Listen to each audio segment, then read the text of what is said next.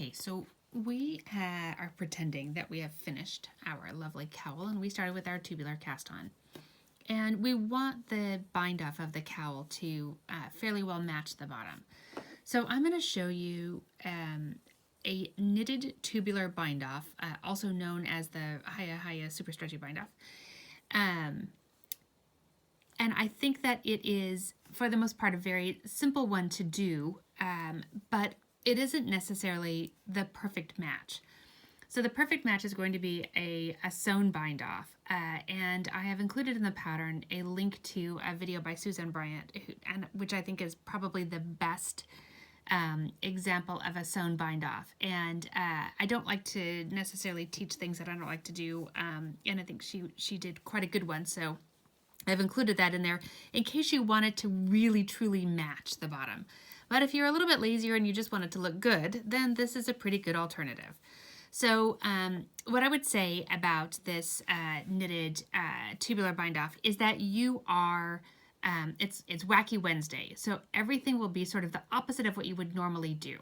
So if the stitch exists as a knit stitch, you will purl it. If it exists as a purl stitch, you will knit it. You will be constantly moving your yarn from the back to the front or front to the back, and you will be slipping stitches that you've already worked. So while it's a little bit involved, it is, however, less involved than the sewn bind off. So believe it or not, you certainly always have the option of just doing a regular bind off. Okay, so I'm going to bring my yarn to the front. I'm going to go ahead and purl that first stitch. Then I'm going to, because I've purled that because it was a knit stitch, I'm then, remember, coming into this next one, it needs to be a knit. In order to knit, my yarn has to be in the back, but to do that, I'm going to move the stitch back so that when I take my yarn to the back, it's coming around the back side of that stitch. Slip my stitch back, keep that yarn in the back, and knit your next stitch. Because my yarn is in the back, I will bind off from the front.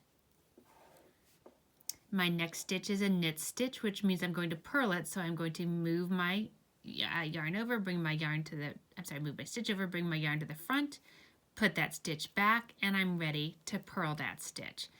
Because my yarn is in the front, I'm always doing the opposite. That means I'm going to reach to the back and grab that stitch. Sorry, it's kind of hard to do on these tiny, tiny needles. I'm going to reach to the back and grab that stitch right there and just pull it over as if I were binding off, because I am. Then I'm going to slip that stitch back to the left-hand needle, move my yarn back, move my stitch back, and I'm then ready to knit, right? Because my yarn is in the back, I'm binding off normally. Slip my stitch, move my yarn, slip my stitch, and I'm ready to purl.